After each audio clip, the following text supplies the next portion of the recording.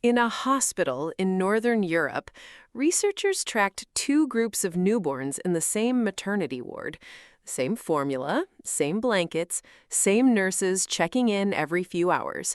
The only difference was window placement. One group's bassinets sat near natural light for a portion of the day, the other didn't. Weeks later, the babies near the light were sleeping in longer stretches, crying less at night, and gaining weight more steadily than the others. Nobody was measuring sunlight. It wasn't the study's focus. It was a footnote researchers stumbled into by accident. And that footnote points to something most new parents never think twice about, because we've all been told to keep a newborn out of the sun, wrapped up, shaded, protected, which is true, but somewhere in all that caution, an entire benefit got buried with it. Because your baby's internal clock is being built right now in these first weeks, whether you're paying attention to it or not. Here's the scale of it. A newborn is born with almost no working body clock, no sense of day, no sense of night. That's why they sleep in 2-hour bursts around the clock for the first several weeks. There's no internal signal yet telling their body, this is nighttime, this is when we rest. That signal has to be built, and light is the single strongest tool the body has for building it. Melatonin and light exposure. Researchers studying infant sleep have found that gentle, indirect, natural light in the morning helps trigger the biological switch that eventually separates day from night in a baby's brain. It nudges melatonin production to quiet down during the day and rise again at night. The exact rhythm that, once established, is what lets a baby and everyone in the house actually sleep through it. It's not instant. No single sunny morning fixes a newborn's sleep, but consistency, done gently, day after day, is what teaches that clock to tick on schedule. Vitamin D reconsidered. Here's the second piece, and it's the one most parents have actually heard of. Vitamin D. Sunlight triggers the skin to produce it, and vitamin D plays a role in bone development and immune function in the earliest months of life. Here's the nuance almost nobody mentions. Pediatric guidance is genuinely cautious about direct sun on a newborn's skin.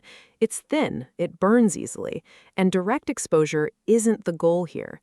What we're talking about is something much gentler.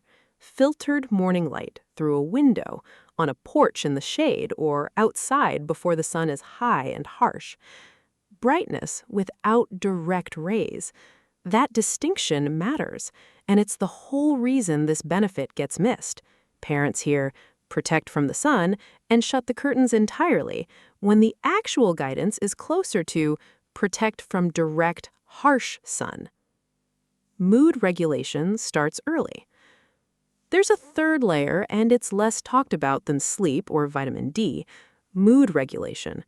Studies on light exposure and circadian health in infancy suggest that early, consistent light-dark contrast may support the development of the brain systems responsible for regulating mood and stress response later on. It's an early, developing area of research. Not a guarantee, not a fixed rule, but the direction it keeps pointing in is consistent. Babies whose days have clear light and whose nights have real darkness tend to self-regulate more easily as the weeks go on. Why morning specifically?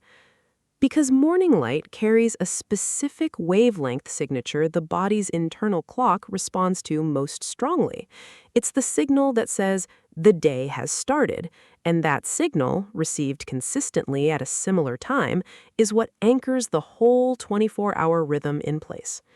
Think of it less like a supplement and more like a daily reset button. Press it around the same time each morning, and the rest of the day's rhythm tends to follow. The skin contact bonus. There's a quiet bonus layered on top of all this. Morning light time is almost always paired with something else beneficial.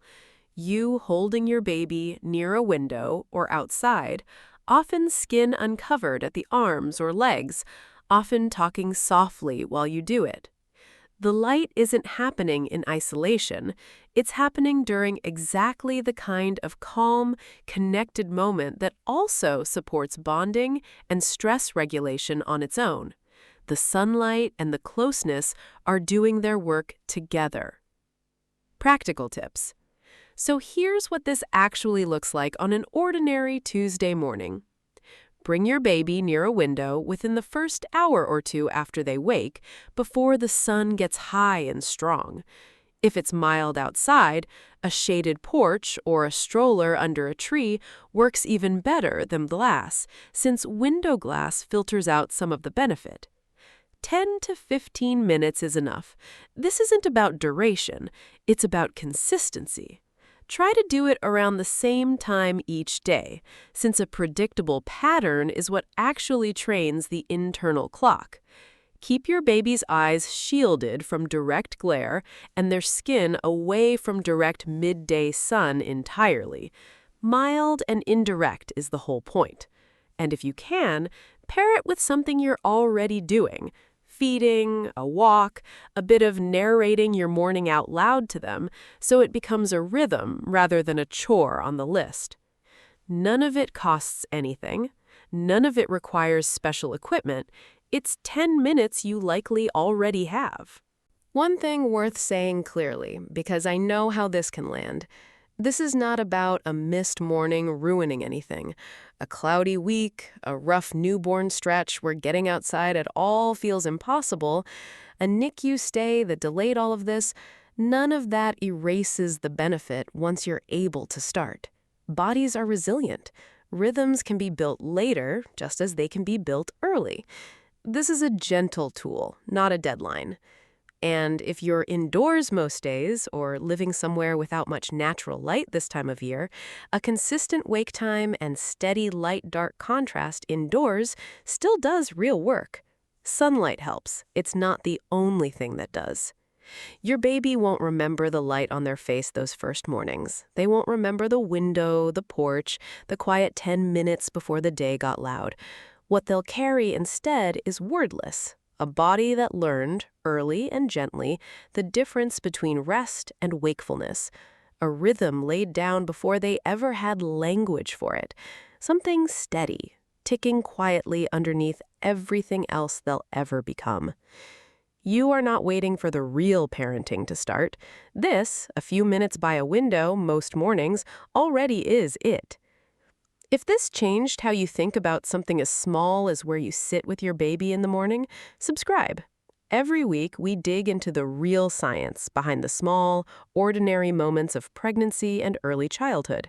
No fluff, no fear-mongering, just what the research actually shows. And if this gave you something useful, a like helps another tired parent find it too, on a morning when they need it.